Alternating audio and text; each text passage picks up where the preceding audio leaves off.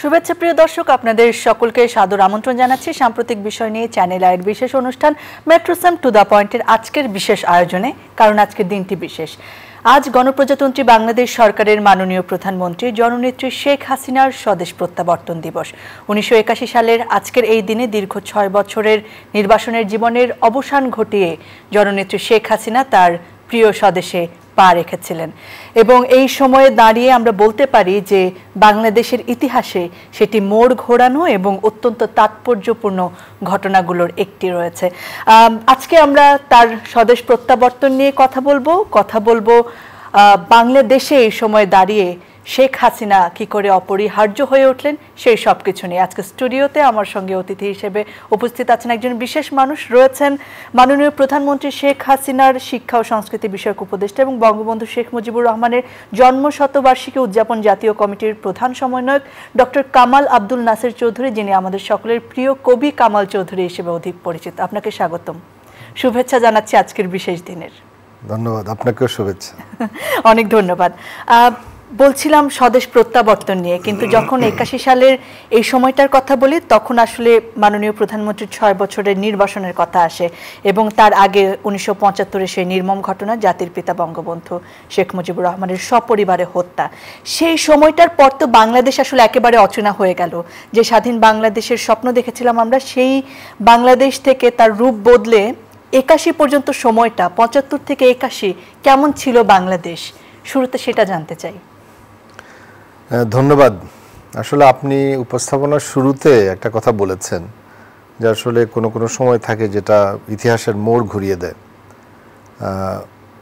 1981 সালের 17ই মে বঙ্গবন্ধু কন্যা শেখ হাসিনা যেদিন প্রত্যাবর্তন করলেন, সেই ঐতিহাসিক দিনটি আসলে আমাদের জাতীয় ইতিহাসে একটা অত্যন্ত তাৎপর্যপূর্ণ এবং অত্যন্ত গুরুত্বপূর্ণ একটা দিন, যে দিনটাকে আজকে আমরা সেই দিনে স্মৃতিচারণ করছি এবং সেই দিনে মাননীয় প্রধানমন্ত্রীর যে আগমন সেটাকে মূল্যায়নও করছি। এবং এই দিনের যে তাৎপর্য সেটি যে এত সুদূর প্রসারী, এবং আমি বলি যে আসলে কিছু কিছু দিন লাল অক্ষরে লেখা আমাদের হৃদয়ে, অর্থাৎ আমাদের স্মৃতিতে, এবং সেই দিনগুলো আসলে আমাদের বাকবদলের দিন হিসাবেও কিন্তু চিহ্নিত।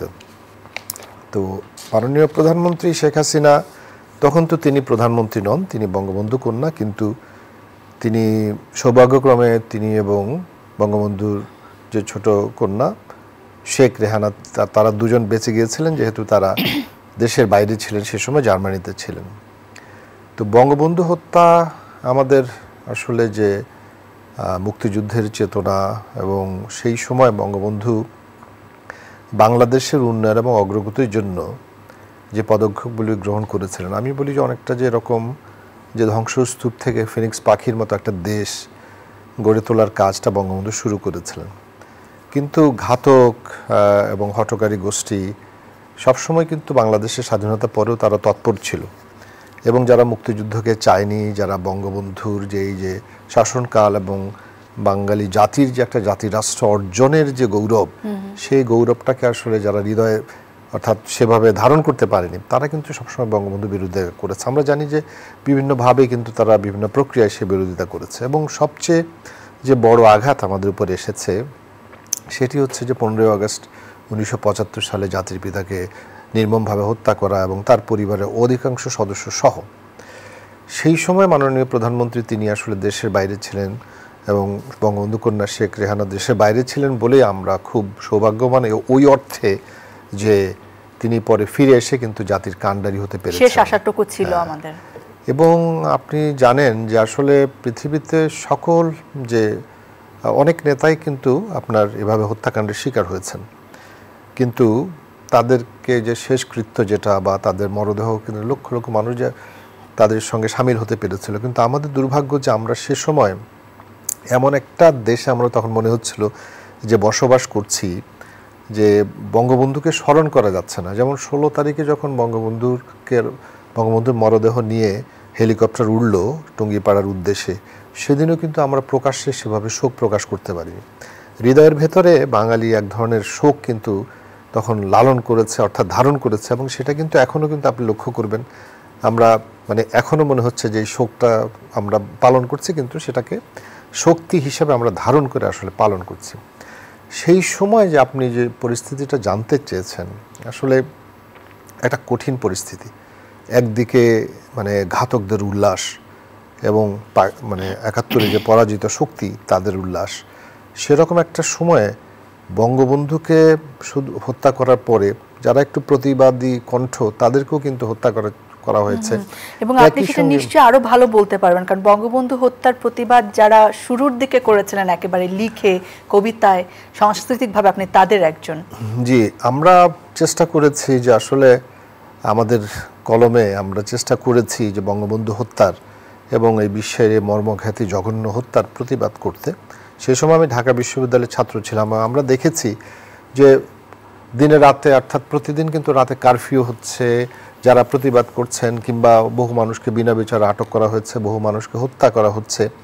এরকম একটা খুব শ্বাসরুদ্ধকর একটা পরিস্থিতি, এবং মানুষ আসলে অপেক্ষা করছিল, কারণ আসলে মানুষ হৃদয়ের ভেতরে কিন্তু একটা ক্ষোভ আস্তে আস্তে দানা বাঁধছিল, যেটা যে বঙ্গবন্ধু হত্যার পরে একটা তীব্র হয়ে উঠছিল। এরকম একটা সময় আপনারা অনেকে জানেন যে মাননীয় প্রধানমন্ত্রী ৬ বছর নির্বাসনকাল কাটিয়েছেন, দুঃসহ নির্বাসনকাল। সেই সময়ে বাংলাদেশ আওয়ামী লীগের অবস্থা কিন্তু হচ্ছে হাল ভেঙে গেলে নৌকো যেমন ঘুরে ঘুরে চলে, এরকম একটা জাতীয় চার নেতাকে হত্যা করা হয়েছে, এরকম একটা পরিস্থিতি। সেই সময় কিন্তু আসলে আওয়ামী লীগের জন্য একটা কাণ্ডারি খুবই জরুরি, খুবই প্রয়োজন ছিল। এবং আওয়ামী লীগ মাননীয় প্রধানমন্ত্রীকে, মানে শেখ হাসিনাকে সেই সময় সভাপতি হিসাবে তারা নির্বাচিত করে, এবং তিনি ফিরে আসেন। এবং তিনি যে ফিরে আসেন, যে সাহসের সঙ্গে তিনি ফিরে এসেছেন, ফিরে আসার সময় তিনি বলেছেন যে বঙ্গবন্ধুর যে আদর্শ, তিনি সেটাকে প্রতিষ্ঠিত করতে চান, তার কিছু চাওয়ার নেই, তিনি সবসময় জনগণের পাশে থাকবেন। এবং ১৭ই মে আসলে এরকম একটা পরিস্থিতিতে, তখন সামরিক স্বৈরাচার এবং জিয়াউর রহমানের সামরিক স্বৈরাচার, আপনারা জানেন যে এরকম একটা, এবং শেখ হাসিনাকে প্রত্যাবর্তনের সময় চেষ্টা করা হয়েছে নানাভাবে বাধা দেওয়ার। এবং এটা আপনারা সেই সময় যদি পত্রপত্রিকা খুব সামান্যভাবে হলে এসেছে, যে সে সময় তো আসলে তারা সেভাবে লিখতেও পারেনি, কিন্তু তারপরেও কিছু কিছু বক্তব্য আপনারা পত্রপত্রিকা খুঁজে পাবেন। চেষ্টা করা হয়েছে যাতে শেখ হাসিনা ফিরতে না পারেন, কারণ সামরিক স্বৈরাচার তারা ভয় পেয়েছে শেখ হাসিনা ফিরে এসে। কিন্তু শেখ হাসিনা ফিরে এসেছেন। ফিরে আসার সেই যে দিনটা, ঝঞ্ঝা বিক্ষুব্ধ একটা ঝড়ো দিন, বৃষ্টি, এরকম একটা লক্ষ লক্ষ মানুষ বিমানবন্দরে। এটা আমি এই ঘটনাটাকে আমি আরেকটা ঘটনার সঙ্গে আসলে একটু আলোচনা করতে চাই। সেটি হলো যে আপনারা জানেন যে ১৯৭২ সালের ১০ই জানুয়ারি বঙ্গবন্ধু ফেরত এসেছিলেন একটা স্বাধীন বাংলাদেশে, তার প্রিয় স্বাধীন বাংলাদেশে। পাকিস্তানের বন্দিদশা থেকে তিনি ফিরে আসেন। বঙ্গবন্ধুর ফিরে আসাটা ছিল একেবারে অন্যরকম, অর্থাৎ বঙ্গবন্ধুকে সমস্ত জাতি এবং বঙ্গবন্ধু স্বাধীন দেশের একজন ত্রাতা হিসেবে ফিরে এসেছেন। আর মাননীয় প্রধানমন্ত্রীও কিন্তু সেভাবে ফিরে এসেছেন, এবং তিনিও লক্ষ লক্ষ মানুষের দ্বারা অভিষিক্ত হয়ে, অর্থাৎ তার ভালোবাসা অভিষিক্ত হয়ে কিন্তু, এবং আমি বলবো কিন্তু তার আশাটা হচ্ছে একটা প্রতিকূল পরিবেশে তিনি কিন্তু ফিরে এসেছেন। যে স্বৈরাচারের যে রক্তচক্ষু এবং একই সঙ্গে ঘাতকদের উল্লাস, সব কিছুর ভেতরে কিন্তু একটা কঠিনতম একটা অর্থাৎ পরিস্থিতিকে সামনে নিয়ে যে কোনো সময় তিনিও কিন্তু তাকেও হত্যা করার, আপনারা জানেন যে তাকে বহুবার হত্যা করার চেষ্টা করা হয়েছে, ১৯ বারের আমরা জানি যে খুব ভয়াবহভাবে তাকে হত্যা করার চেষ্টা করা হয়েছে। তো এরকম একটা পরিস্থিতি তখন কিন্তু বাংলাদেশে, আসলে এটা এখন অনেকে অনুধাবন করতে পারবে না, অনেকে বুঝতে পারবে না। আমরা যেহেতু সেই সময়ের আমরা সাক্ষী, আমরা দেখেছি বাংলাদেশে সেই পরিস্থিতি দেখেছি। বাসে বাসে সামরিক বাহিনী মানে উঠে চেক করতো কে কোন দিকে যাচ্ছে, এমনকি মানে কিভাবে যে সেই সময় মানে সবসময় একটা আতঙ্ক বিরাজ করতো কাকে কখন ধরে নিয়ে যাচ্ছে। এরকম একটা সিচুয়েশনের মধ্য দিয়ে কিন্তু শেখ হাসিনা ফিরে আসলেন। মনে হলো যে, আমাদের কাছে মনে হলো, আমরা যারা অপেক্ষা করছিলাম যে একটা নতুন সূর্যোদয় হয়েছে, আমরা আবার নতুন করে আমরা বাংলাদেশকে, বঙ্গবন্ধুর আদর্শকে ফেরত পাবো। এখানে আসলে খুব জানতে ইচ্ছে করছে যে আমরা যে ফুটেজগুলো দেখি সেই সময়কার, আমরা যারা তখন ছিলাম না তারাও ছবিগুলো দেখি, যে এত জনতা মানে আকুলভাবে তাকে স্বাগত জানাচ্ছে। আপনার কি মনে হয় যে এত কঠিন পরিস্থিতিতে একেবারে সেই কুর্মিটোলার বিমানবন্দর থেকে শুরু করে শেরে বাংলা নগরের পুরো রাস্তা, লাখো জনতার ঢল, এরকম বৈরী একটা আবহাওয়াতেও মানে কোন মোহনীয় শক্তি আসলে শেখ হাসিনাকে শুরুতেই তাদের নেত্রী হিসেবে গ্রহণ করতে জনতাকে সাহায্য করেছিল? এখানে আমি আপনাকে বলবো সেটি হচ্ছে যে আসলে সকল নেতাকে মানুষ কিন্তু হৃদয়ে ধারণ করে না। হৃদয়ে তাদেরকে ধারণ করে যারা একটা জাতির সত্যিকার অর্থে কিন্তু অন্তরাত্মাকে আবিষ্কার করতে পারেন, জাতির আশা আকাঙ্ক্ষা ক্ষোভ স্বপ্ন সব কিছুকে ধারণ করতে পারেন। বাঙালির ইতিহাসে আমরা যে আন্দোলন সংগ্রামের এই পর্বগুলোতে আমরা দেখি যে বাঙালি কিন্তু একজন মানুষের কাছে তাদের সকল স্বপ্ন অভিপ্রায় এভাবে কিন্তু তারা স্থাপন করেছিল, সেটা বঙ্গবন্ধু শেখ মুজিবুর রহমান। এবং বঙ্গবন্ধু আমাদেরকে একটা জাতিরাষ্ট্র উপহার দিয়েছিলেন। বঙ্গবন্ধুকে এই নির্মমভাবে যে হত্যা করা, এটা কিন্তু আসলে কোনোভাবেই বাঙালি কিন্তু মেনে নেয়নি। বাঙালির ভেতর একটা ক্ষোভ, একটা তীব্র ক্ষোভ, একটা প্রতিবাদ, একটা দ্রোহ কিন্তু কাজ করছিল। এবং যখন শেখ হাসিনা প্রত্যাবর্তন করবেন, এটি কিন্তু বঙ্গবন্ধু কন্যা ফিরে আসছেন এবং বঙ্গবন্ধু কন্যা ফিরে এসে এই যে আমাদের যে শোক যাত্রা, সেটাকে প্রতিবাদের যাত্রায় রূপান্তরিত করবেন এবং হত্যাকারীদের বিরুদ্ধে তিনি অর্থাৎ হত্যাকারীদেরকে তাদেরকে বিচারের মুখোমুখি করবেন। এই যে এরকম একটা কিন্তু স্বপ্ন কিন্তু জাতি তখন শেখ হাসিনার উপরে স্থাপন করেছিল বা আশা করেছিল, প্রত্যাশা করেছিল, এই আকাঙ্ক্ষা জাতির ছিল। এবং এটি কিন্তু বহিঃপ্রকাশটা ঘটেছে আসলে এভাবেই। এবং প্রধানমন্ত্রী শেখ হাসিনা তখন তো প্রধানমন্ত্রী নন, তিনি একজন কন্যা হিসেবে এবং বাংলাদেশ আওয়ামী লীগের সভাপতি হিসেবে দায়িত্ব গ্রহণ করার জন্য এসেছেন। কিন্তু তারপরেও আমরা দেখেছি যে বাংলাদেশ যেন সমস্ত অর্থাৎ লোকে লোকারণ্য, লক্ষ লক্ষ মানুষ, এই যে মানুষগুলো, এই মানুষগুলো তাদের স্বপ্নটাকে আসলে চেয়েছিল শেখ হাসিনার মাধ্যমে আশার বাতিঘর হিসেবে। বাহ, দারুণ। ইতিমধ্যে আপনার কথা আসলে এসেছে যে অনেক চ্যালেঞ্জের মুখোমুখি হয়ে আসলে তিনি দেশে পা রাখার যে সিদ্ধান্ত সেটি নিয়েছেন। একদিকে তো প্রাণের যে হুমকি সেটি রয়েছে, আবার একটা বৈরী রাজনৈতিক পরিস্থিতিও বাংলাদেশে আছে। সেই সময়ে এসে কিভাবে তিনি আসলে আওয়ামী লীগের আবার পুনর্গঠন, তারপরে লাগাতার আন্দোলন চলছে, এরশাদ বিরোধী আন্দোলন, 90-এর আন্দোলন, আপনি তখন সরকারি চাকরিতে ইতিমধ্যে জয়েন করেছেন, আপনি নিশ্চয়ই খুব কাছ থেকে দেখেছেন এই পরিস্থিতিটা, মাননীয় প্রধানমন্ত্রীর যে দূরদর্শিতা, তার নেতৃত্ব, সেই জায়গাটা নিয়ে শুনি। আমি তখন বিশ্ববিদ্যালয়ে আসলে বেরুচ্ছি, মাননীয় প্রধানমন্ত্রী যখন বাংলাদেশে ফিরে আসেন। এবং একটা ঘটনা আমি বলি যে এটা এখনও আমার জন্য খুবই, আমি যখন এই বিষয়টাকে মনে করি, মাননীয় প্রধানমন্ত্রী এসে আসলে সব কিছু কীভাবে বোঝার চেষ্টা করেছেন, জানার চেষ্টা করেছেন। আমার মনে আছে যে বঙ্গবন্ধু ভবনটা যখন হস্তান্তর হয় তার কিছুদিন পরেরই ঘটনা। মাননীয় প্রধানমন্ত্রী তখন, আমি ঢাকা বিশ্ববিদ্যালয়ের তখন ছাত্র, অর্থাৎ বেরুচ্ছি এরকম একটা সময়, বঙ্গবন্ধুকে নিয়ে লেখালেখি করেছি, কবিতা লিখেছি। তিনি কিন্তু আমাকেও খবর দিয়েছেন। তিনি আমাকে কিন্তু চিনতেন না, কিন্তু উনি একজন এসে বলল যে মাননীয় প্রধানমন্ত্রী তখন তো জাপা একটু দেখতে চেয়েছেন যে যারা যারা সেই সময়ে অর্থাৎ প্রতিবাদদের করার চেষ্টা করেছে। এবং তিনি, আমি যখন বঙ্গবন্ধু ভবনে যাই, তিনি আমাকে অনেকটুকু সময় দিয়েছেন, অনেক কথা বলেছেন। তো এটা আমার জন্য একটা খুবই, আমি মনে করি যে একটা গৌরবেরও স্মৃতি যে তিনি আসলে সেই সময়ে যে আমরা যারা আসলে একটা ক্ষুদ্রভাবে হোক বা যেভাবে আমাদের সামর্থ্য অনুযায়ী বা আমাদের সেটুকু সাহস অনুযায়ী চেষ্টা করেছি, সেটাকেও কিন্তু তিনি শুরু থেকে স্বীকৃতি দেওয়ার একটা সবাইকে চেষ্টা করেছেন। এভাবে তিনি বিভিন্ন সেক্টরে বা বিভিন্ন ক্ষেত্রে যারা আছেন প্রত্যেকের সঙ্গে কিন্তু তিনি আলোচনা করেছেন, তিনি জানার চেষ্টা করেছেন। আর সেই সময় পরিস্থিতিটা তো আমি কিছুটা বলেছি, কিন্তু আর একটা বিষয় হচ্ছে যে আমাদের যে মুক্তিযুদ্ধের মাধ্যমে যে অর্জিত গৌরব বা আমাদের যে মুক্তিযুদ্ধের চেতনা, যে আমাদের যে চার মূলনীতি, যে একটা অসাম্প্রদায়িক, একটা গণতান্ত্রিক, একটা সত্যিকারের যে জাতীয় চেতনায় উদ্বুদ্ধ একটা বাংলাদেশ, এই জায়গাটাতে কিন্তু আসলে দেখা গেছে যে চেষ্টা করেছে পাকিস্তানি অর্থাৎ যে ভাবধারা, সেই ভাবধারাকে আবার নতুন করে এখানে স্থাপন করা, বাংলাদেশ বেতারের নাম পরিবর্তন করে রেডিও বাংলাদেশ করা হচ্ছে, মানে অর্থাৎ মনে হচ্ছে যেন আমরা যেন আবার পাকিস্তান রাষ্ট্রে ফিরে যাচ্ছি। তো এটা হচ্ছে যে সেই তাদের যে উদ্দেশ্য, তারা চেয়েছিল যে বঙ্গবন্ধুর নামটা মুছে ফেলতে বাংলাদেশ থেকে। তো পরিস্থিতিটা এরকম একটা পরিস্থিতি, সেই পরিস্থিতিতে কিন্তু উনি খুবই সুচিন্তিতভাবে কিন্তু অগ্রসর হয়েছেন।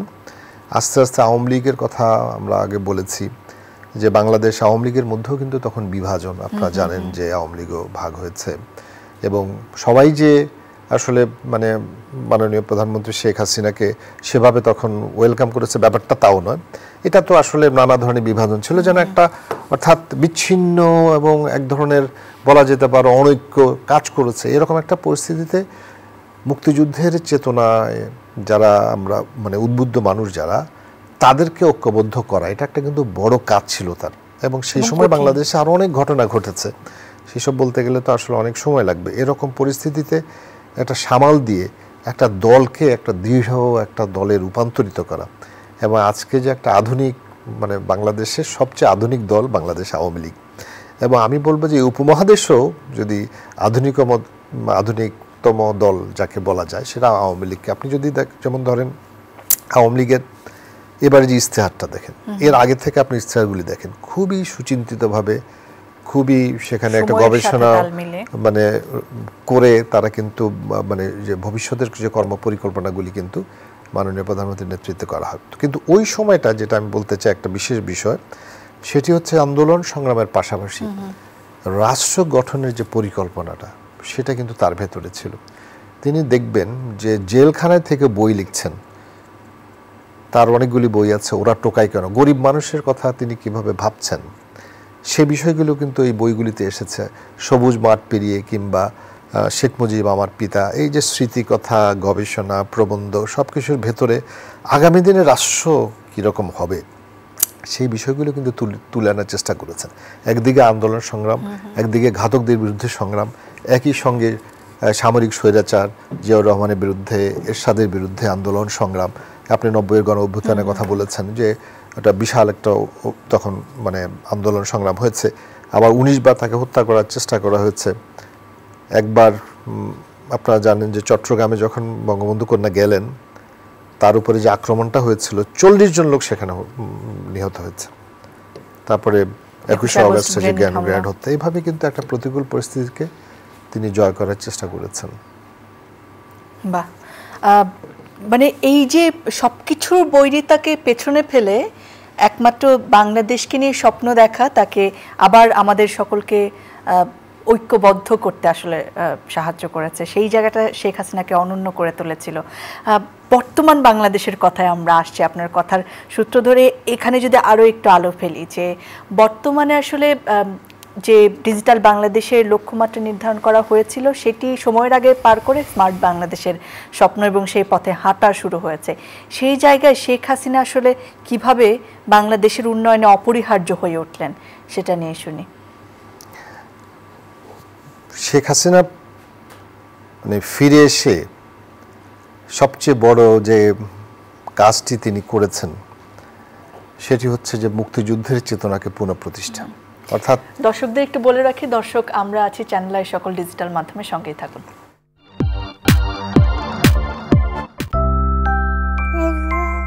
নিরাপত্তার গল্পটা আমরা বুঝি, জন্মকে কিন্তু বিভ্রান্তি, ইতিহাসের যে বিভ্রান্তি, সেই বিভ্রান্তির মধ্যে ফেলে দিয়ে মুক্তিযুদ্ধের ইতিহাসকে মুছে ফেলার চেষ্টা বহু কিছু কিন্তু করা হয়েছে। এমনকি বঙ্গবন্ধুর নামটা আমাদের রাষ্ট্রীয় যে মাধ্যম, গণমাধ্যমে সেগুলিকে কিন্তু ব্যবহার করতেও দেওয়া হয়নি। এবং 21 বছর পরে আমরা অর্থাৎ 75 থেকে আমরা হিসাব করি, এবং 15 বছর মাননীয় প্রধানমন্ত্রী ফেরত আসলেন। ফেরত এসে তার যে আন্দোলন সংগ্রাম, তিনি কিন্তু প্রথম কাজ হচ্ছে মুক্তিযুদ্ধের চেতনাকে পুনঃপ্রতিষ্ঠিত করা। 1996 সালের জুনে যখন সরকার গঠন করে, এটা খুবই আমি বলবো যে একটা তিনি কিন্তু এর ভেতরে কিছুক্ষণ আগে আমি বলেছি যে নিজে যে পরিকল্পনাগুলো কিন্তু চিন্তা করছিলেন যে রাষ্ট্রকে আসলে কিভাবে বঙ্গবন্ধুর যে স্বপ্নের সোনার বাংলাটাকে কিভাবে তিনি আসলে সাজাতে চান। এবং এরপর আপনি দেখবেন 1996 সালে সরকার আসা পরে অনেক বড় বড় কাজ হয়েছে।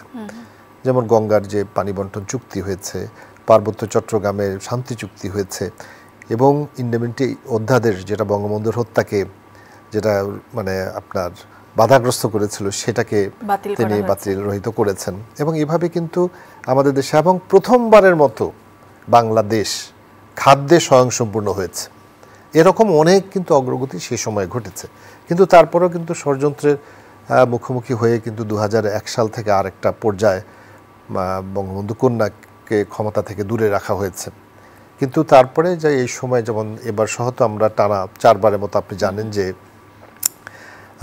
শেখ হাসিনা সরকার পরিচালনা করছেন, এটাও কিন্তু পৃথিবীতে একজন নারী প্রধানমন্ত্রী হিসেবে তিনি রাষ্ট্র শুধু পরিচালনা করছেন না, যেই রাষ্ট্র সম্পর্কে নানাভাবে নানাজন নানা কথা একটা সময় অর্থাৎ বিশ্ব মিডিয়া অন্যভাবে রূপায়িত করার চেষ্টা করত, সেটাকে কিন্তু একটা সমুন্নত জায়গায় তিনি একটা উন্নয়নের একটা রোল মডেল হিসেবে প্রতিষ্ঠিত করেছেন। এবং তিনি প্রমাণ করেছেন যে আসলে যদি আন্তরিকতা থাকে, যদি নিষ্ঠা থাকে, এবং যদি সুদূর প্রসারী যে যাকে বলে মানে দেখার যে অর্থাৎ থাকে ভিশন যেটা আর কি, সেটা এবং অভিলক্ষ্য যদি থাকে কিন্তু কাজ করা যায়। এবং সেভাবে তিনি বাংলাদেশটাকে এগিয়ে নেওয়ার চেষ্টা করেছেন। এবং আজকে বাংলাদেশ 35তম কিন্তু অর্থনীতির দেশ, এবং আমরা যে বাংলাদেশকে আগামী দিনের অর্থাৎ সমৃদ্ধ বাংলাদেশের যে স্বপ্নযাত্রা, সেটাও কিন্তু তিনি আমাদের সামনে তুলে ধরেছেন। এবং এখন যেটাকে স্মার্ট বাংলাদেশ, কিন্তু তার আগে ডিজিটাল বাংলাদেশ 2008 সালে যখন নির্বাচনের সময় দিন বদলের সনদ, আসলে কি জানেন, দিন বদল কথাটাকে প্রথম মানুষ কিন্তু একটু চিন্তা করত, অর্থাৎ মানুষ কিন্তু পরিবর্তনকে খুব ভয় পায়। মানুষ মনে করে যে এরকম একটা যেমন আছি তেমন একটা, কিন্তু পরিবর্তন যদি না হয় তাহলে ইতিবাচক পরিবর্তন না হলে তো আসলে সামাজিক অগ্রগতি হবে না। সেজন্য সামাজিক অর্থনৈতিক সকল ক্ষেত্রে বঙ্গবন্ধু হত্যাকারীদের তিনি বিচার করেছেন। এবং একই সঙ্গে কিন্তু দরিদ্র সাধারণ মানুষের সেই যে বিরোধী দলে থাকার সময় কিংবা জেলখানায় বসে গরিব মানুষের জন্য যেভাবে তিনি চিন্তা করেছেন, সেই জিনিসগুলি কিন্তু আজকে সামাজিক সুরক্ষা মানে যেটাকে আমরা সোশ্যাল প্রোটেকশনের কথা বলি, সেই সোশ্যাল প্রোটেকশনের মাধ্যমে কিভাবে তিনি ছড়িয়ে দিয়েছেন। তো এইগুলি কিন্তু আসলে তার অপরিহার্যতাকেই প্রমাণ করে। শেখ হাসিনা যদি ফিরে না আসতেন তাহলে হয়তো আমরা অন্ধকারে থাকতাম। ব্যাপারটা আমি মনে করি এরকম, যে বাংলাদেশ আজকে যে উন্নয়ন এবং অগ্রগতির যে একটা দৃঢ় ভিত্তির উপর দাঁড়িয়েছে, সেই জায়গায় আমরা আসলে পৌঁছতে পারতাম না। আমার আসলে পরের প্রশ্নটি এটাই ছিল যে যদি শেখ হাসিনা ফিরে না আসতেন 1981 সালে, তাহলে আসলে বাংলাদেশের কি হতো আজকে? একটা কথা বলি আপনাকে, আমি মুজিব বর্ষের আমার পরিচয়ের সময় শুরুতে আপনারা বলেছেন যে তিনি আমাকে মাননীয় প্রধানমন্ত্রী আমাকে এই দায়িত্বটা দিয়েছিলেন। আমি মানে এটা খুব সবসময় গর্বের সঙ্গে স্মরণ করি, কারণ এটা ঐতিহাসিক একটা দায়িত্ব। সেই সময় একটা করোনার যে প্রাদুর্ভাব, আমরা খুবই বড় আকারের একটা শুরুটা করতে চেয়েছিলাম। 17ই মার্চ 2020 সালে আমাদের কিন্তু লক্ষাধিক লোকের যে আমরা জাতীয় প্যারেড স্কোয়ারে আমরা বড় আকারে সব কিছু আমরা মানে মোটামুটি মানে আমরা সাজিয়ে এনেছিলাম। এই সময়ে এই সারা পৃথিবী করোনা হঠাৎ বিপর্যস্ত হয়ে গেল, স্থবির একটা সিচুয়েশন। বাংলাদেশেও যখন করোনা প্রাদুর্ভাব হলো, মাননীয় প্রধানমন্ত্রী আমাকে বললেন যে তোমার মানে অর্থাৎ আমাদের সদস্য যারা আছেন তাদেরকে নিয়ে যেন গণভবনে যাই। তো গণভবনে বিকেলে তিনি এবং মাননীয় শেখ রেহানা তারা দুজনই ছিলেন। তারা বললেন যে বঙ্গবন্ধু সারা জীবন সাধারণ মানুষের কথা ভেবেছেন, গরিব মানুষের কথা ভেবেছেন, এবং মানুষের স্বাস্থ্য শিক্ষা এইসব বিষয়গুলো নিয়ে ভেবেছেন। এরকম একটা পরিস্থিতিতে আসলে যদি জনসমাগম করে প্রোগ্রাম করা হয় সেটা মানুষের ক্ষতি হবে, এটা কিন্তু তারা চান না। এবং বঙ্গবন্ধুর জন্ম শতবার্ষিকীতে তারা ভিন্নভাবে তারা চান যে মানুষের উপকারের করতে, এবং সেদিনই প্রথম সেবা নীতির ঘোষণা করলেন। এর আগে আপনারা জানেন যে অনেক মানে আশ্রয়ন বা বিভিন্ন প্রকল্প তো কাজ করছিল, কিন্তু সেদিন গৃহহীন অর্থাৎ মানে দরিদ্র সাধারণ মানুষকে মানে হীন মুক্ত করার জন্যে সারা বাংলাদেশে একটা কর্মসূচি ঘোষণা করলেন। আজকে পর্যন্ত 334টা উপজেলা এই গরিব মানুষের প্রত্যেকের মাথার উপর একটা ছাদ দেওয়া হয়েছে, আরও বহুজনকে দেওয়া হয়েছে। আমি বলছি যে শুধু মুক্ত পুরো সম্পূর্ণ মুক্ত হয়েছে 21টা জেলায় এরকম মুক্ত হয়েছে। তো এই যে মানে অর্থাৎ বঙ্গবন্ধুর যে স্বপ্ন দরিদ্র মানুষের জন্যে, বঙ্গবন্ধু সবসময় বলতেন এই দেশটা হবে গরিব মানুষের দেশ, গরিব হবে এই দেশের মালিক। আজকে তার ভেতরে কিন্তু এই জিনিসটা কিন্তু সবসময় সেভাবে কাজ করেছে। এটা আমি তো সেটা পরবর্তীতে আমরা চেষ্টা করেছি মুজিব বর্ষের কাজগুলি আমরা সীমিত আকারেও এবং সেই সঙ্গে যাতে খুব বড় আকারে জনসমাগম না করে, বাট তারপর আমরা অনেক কাজ আমরা করেছি মাননীয় প্রধানমন্ত্রীর নির্দেশনায়। বাহ, ভীষণ ভালো লাগলো আজকের এই বিশেষ দিনে আপনাকে পেয়ে। আয়োজনের একেবারে শেষ পর্যায়ে যদি শেষে কিছু বলতে চান আজকের বিশেষ দিনকে নিয়ে, মাননীয় প্রধানমন্ত্রীকে নিয়ে। আমরা তো আসলে মাননীয় প্রধানমন্ত্রী আমাদেরকে যে জায়গাটা এখন নিয়ে গেছেন একটা সম্মানের জায়গায়, এবং শিক্ষা, স্বাস্থ্য, বিদ্যুৎ, সকল ক্ষেত্রে আমাদের অর্থনৈতিক ক্ষেত্রে প্রবৃদ্ধি অর্জনের দিক সব কিছু মিলিয়ে কিন্তু আসলে বাংলাদেশ এখন আর পিছিয়ে নেই। বাংলাদেশ এখন অনেক অগ্রসর একটা দেশ। তো এই যে অগ্রগতি, এটাকে কিন্তু আমাদেরকে ধরে রাখতে হবে। আমি শুধু আরেকটা উদাহরণ একটু দিতে চাই, সেটি হলো যেমন ধরেন শিক্ষাক্ষেত্রে আমাদের তো এখন সাক্ষরতার হার 2006 সালে এটা 45% ছিল, সেই জায়গায় আমরা এখন প্রায় 80-র কাছাকাছি আমাদের সাক্ষরতা হার এসেছে। আমরা এমনকি দেখেন কারিগরি শিক্ষায় 1% নিচে কিন্তু ভর্তির হার ছিল, এখন সেই জায়গায় 22 গুণ বেড়েছে। অর্থাৎ অগ্রগতিটা কীরকম হয়েছে। বই বিতরণ, বঙ্গবন্ধু কিন্তু প্রথম কিন্তু বিনামূল্যে পাঠ্যপুস্তক বিতরণের কাজটা শুরু করেছিলেন, কারণ তিনি বলেছিলেন যে শিক্ষা হচ্ছে অর্থাৎ শিক্ষা পুঁজি বিনিয়োগই হচ্ছে সবচেয়ে শ্রেষ্ঠ বিনিয়োগ। এবং তিনি সেটা জাতীয়করণ করেছিলেন, প্রাথমিক শিক্ষার উপকরণ বিতরণ করেছেন। কিন্তু বঙ্গবন্ধুকে হত্যার পরে কিন্তু আমরা এই কাজগুলি আসলে সেভাবে 21 বছরে কিন্তু আমরা দেখিনি। শেখ হাসিনা ক্ষমতা এসে কিন্তু তিনি শুরু করলেন সেটা, এবং এ পর্যন্ত আপনি শুনলে অবাক হবেন যে যদি আমরা তো আসলে পরিসংখ্যানটা সেভাবে অনেকে জানি না, যে 464 কোটি 78 লক্ষর মতো বই, আরও বেশি, আমি একেবারে এক্সাক্ট হিসাবটা বলছি না, বই সারা বাংলাদেশে 2010 থেকে বিতরণ হয়েছে। একেবারে বছরের শুরুতে, হ্যাঁ, বছর শুরুতে তো আমরা যেমন ধরেন একেবারে যখন প্রথম বছর, সেই প্রথম বছরে কিন্তু 19 কোটি এবং প্রায় 20 কোটির মতো বই বিতরণ হয়েছে। তারপরের বছর আপনার 23 কোটির চাইতে বেশি বই বিতরণ হয়েছে। এইভাবে হতে হতে হতে আজকে এরকম পরিমাণে বই মাননীয় প্রধানমন্ত্রী বিনামূল্যে ছাত্রছাত্রীদের বিতরণ করছেন। শিক্ষাক্ষেত্রে একটা প্রবেশাধিকার, অ্যাক্সেস যেটাকে বলে, সেটা কিন্তু আমরা অর্জন করেছি, কিন্তু এখন আমাদের কোয়ালিটির জন্য এখন সেই চেষ্টাটা হচ্ছে, এবং তিনি আমাদের নির্দেশনা দিয়েছেন। এবং উচ্চশিক্ষার ক্ষেত্রেও আপনারা জানেন যে অ্যাক্রিডিটেশন কাউন্সিল গঠিত হয়েছে, যাতে বাংলাদেশের শিক্ষা ব্যবস্থায় যে অর্থাৎ এবং জেন্ডার সাম্য, মেয়েদের আপনারা জানেন, এবং কোনো কোনো ক্ষেত্রে কিন্তু মেয়েরা এখন, ছেলেরা কেন কিছুটা পিছিয়ে আছে, কিছুদিন আগে মাননীয় প্রধানমন্ত্রী সেটাও খতিয়ে দেখার জন্য নির্দেশ দিয়েছেন, বলেছেন সেটা দেখার জন্য। তো সব কিছু মিলে আসলে তিনি এখন একজন রাষ্ট্রনায়ক হিসেবে, একজন ভিশনারি রাষ্ট্রনায়ক হিসেবে আসলে তিনি যেভাবে একটা রাষ্ট্রকে পরিচালনা করছেন, সারা পৃথিবীতেই কিন্তু এটা একটা উন্নয়ন এবং অগ্রগতির মডেল হিসেবে রূপান্তরিত হয়েছে। সেই জায়গায় কিন্তু আজকের দিনে তাৎপর্য যখন আমরা আসলে আলোচনা করব, তখন আমাদেরকে অবশ্যই এই দিনের যে ধারাবাহিকতা এবং তারপরে যে অর্জনগুলো এবং তার নেতৃত্বে বাংলাদেশ যে আজকে এরকম একটা সমুন্নত জায়গায় গেছে, পুরো বিষয়গুলিকে সামগ্রিকভাবে যদি আমরা আলোচনা করি, তাহলে বুঝবো যে শেখ হাসিনা বাংলাদেশের জন্য আসলে অপরিহার্য। বাহ, দারুণ। অনেক অনেক ধন্যবাদ, অনেক অনেক কৃতজ্ঞতা জানাচ্ছি আজকে আমাদের সময় দেওয়ার জন্য। নিশ্চয়ই আবার আপনাকে পাশে পাবো। আপনাকেও ধন্যবাদ। জি, প্রিয় দর্শক, আপনারা যারা সঙ্গে ছিলেন আপনাদেরকেও ধন্যবাদ জানাচ্ছি। বঙ্গবন্ধু কন্যা জননেত্রী শেখ হাসিনার ফিনিক্স পাখির মতো ফিরে এসে দেশের হাল ধরা তার সংগ্রামকে আমরা সাধুবাদ জানাই। তার সুস্বাস্থ্য এবং দীর্ঘায়ু কামনা করে আজকের এই দিনে বাংলাদেশ এগিয়ে যাক, সেটি আমাদের সকলের প্রত্যাশা। আমরা সকলে মিলে সেটি বাস্তবায়ন করব। সকলে ভালো থাকুন, সুস্থ থাকুন। বিদায়।